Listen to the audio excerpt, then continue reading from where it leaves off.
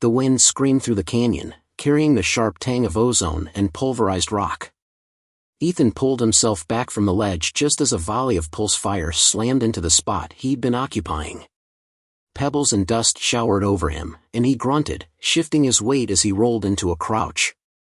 The Drakthul were angrier now, and anger meant they'd get sloppy, but it also meant they were going to bring everything they had. "Sergeant, we need to move now." Janie's voice cracked through his comms, cutting through the barrage of explosions that rocked the canyon walls.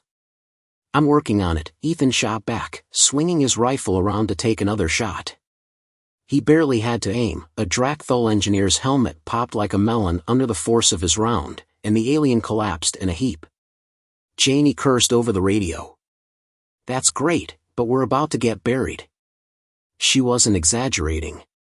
The canyon ledge was coming apart under the relentless energy fire. Entire chunks of the plateau's edge were falling away, tumbling into the basin below with thunderous cracks. Ethan took a moment to survey the chaos unfolding beneath him. The Drakthul platoon had spread out now, no longer the bumbling overconfident fools they'd been minutes ago. Groups of warriors were fanning out, their massive energy rifles lighting up the canyon like a storm of lightning. The squad leader, the crimson-armored giant, stood in the center of the basin, barking orders that shook the air like a freight train. Ethan exhaled through his teeth, his mind racing. "Janie, smoke and relocate. I'll meet you at position Beta." "Got it." "Don't get vaporized before I see you again," she quipped, and her mic cut off. With practiced precision, Ethan reached into his pack and pulled out a smoke grenade.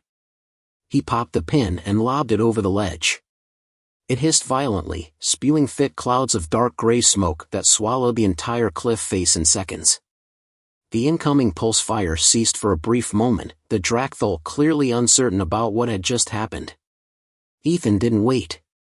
He slung the R-27 Lynx across his back, scrambled to his feet, and sprinted across the disintegrating plateau. His boots pounded the stone, each step vibrating as explosions detonated behind him. Dust and debris filled the air as he threw himself forward, diving into a narrow fissure just as the ledge collapsed entirely. He hit the ground hard, rolling onto his side to avoid crushing his rifle. For a second, everything went silent. Ethan's breathing slowed as he pressed himself against the cool rock wall, listening to his heart hammer in his ears. The faint hum of Drakthul shields recharging floated from the basin, but no one had eyes on him now. He'd bought himself a minute, maybe two. "Sergeant? You alive?" Janie's voice crackled in his ear. "I'm breathing," he replied, pushing himself up onto his knees. The fissure was narrow but deep enough to hide him for now. He pulled up the tactical map on his HUD, tracing the path to position Beta.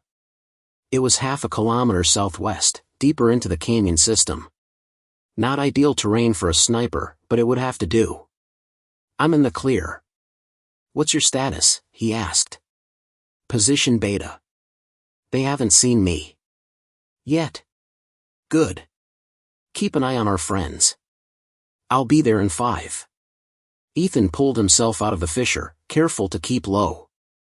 The smoke he deployed had begun to dissipate, and distant shouting told him the Drakthul were regrouping. He moved quickly, skirting the edge of the canyon and weaving between boulders. Every step was calculated, every motion fluid and silent. It was in these moments that Ethan felt truly alive, the chaos of battle, the razor-thin line between survival and failure. He wasn't just another soldier out here. He was a predator. The path to position Beta wasn't easy. Ethan had to climb a steep incline, using jagged rocks as handholds while energy bolts shrieked overhead. The Drakthul hadn't stopped shooting, but they were firing blindly now, their heavy weapons vaporizing entire sections of canyon walls.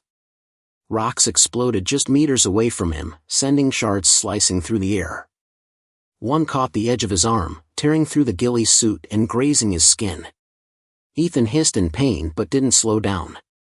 At the top of the incline, Ethan dropped to his stomach and crawled to the edge. Position Beta was a natural outcrop overlooking the basin. It wasn't as defensible as the last ledge, but it offered a clear line of sight to the Drakthul leader. That would have to be enough.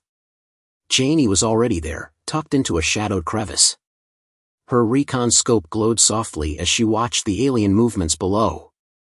She glanced up as Ethan slid into position beside her, her expression half relief, half irritation. "Took you long enough," she muttered. "I like to make an entrance," Ethan replied, unslinging the lynx and setting it up on its bipod. Janie didn't argue. Instead, she nodded toward the basin. "They're up to something." Ethan adjusted his scope. The Drakthol platoon had shifted into defensive positions, hunkering down behind portable barriers and glowing shields. Engineers were working quickly, setting up what looked like a massive, spherical device in the center of the basin. The crimson-armored leader stood nearby, overseeing the operation with an air of grim determination. "What is that thing?" Ethan muttered. Janie tapped a few commands into her scope, scanning for data. "I don't know. It's emitting high levels of energy, though. Looks like they're prepping some kind of weapon." Ethan frowned. "A weapon? Why out here? Maybe they're testing it. Or maybe it's meant to level the canyon." The thought made Ethan's stomach drop. If that thing detonated, they wouldn't stand a chance. "We've got to stop it," he said. "How?" Janie asked. "We don't even know how it works." "Don't need to," Ethan replied.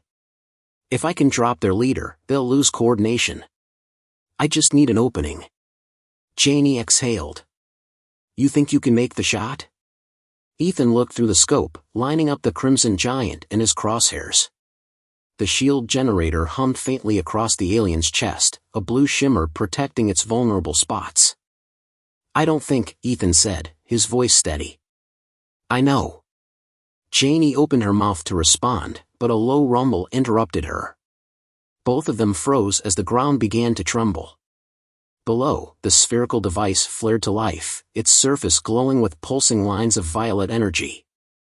The air around it rippled like heat waves, and Ethan realized with dread what was happening. "It's charging," Janie said, her voice small. Ethan didn't hesitate. "Cover me. I'm taking the shot." Janie nodded, raising her recon scope to spot for him. "Wind steady. Target at 1,200 meters. You've got this, Sergeant." Ethan tuned out everything else, the roar of the wind, the distant cries of the Drakthol, the vibration in his bones from the charging weapon. His world narrowed to the leader's crimson armor, the slight shimmer of its shield, and the center of his crosshairs. The lynx kicked against his shoulder, the first shot slicing through the air like a missile. The leader's shield flared brightly as the round struck home, flickering violently. The alien staggered back, roaring in surprise. Ethan didn't wait. He adjusted a fraction of a degree and fired again. The second shot hit dead center. The shield shattered with a flash, and the leader's chest exploded outward in a shower of sparks and blue blood. The alien toppled backward, its roar cutting off mid-breath. "Target down!" Janie shouted. But the rumbling didn't stop. Ethan's eyes snapped back to the weapon. It was still charging and accelerating. "Janie, we need to move," he said urgently. "Now." Janie didn't argue. Together, they scrambled to their feet as the weapon's glow intensified, bathing the canyon in blinding violet light. Behind them, the Drakthol warriors howled in rage, but Ethan wasn't listening anymore. They were out of time.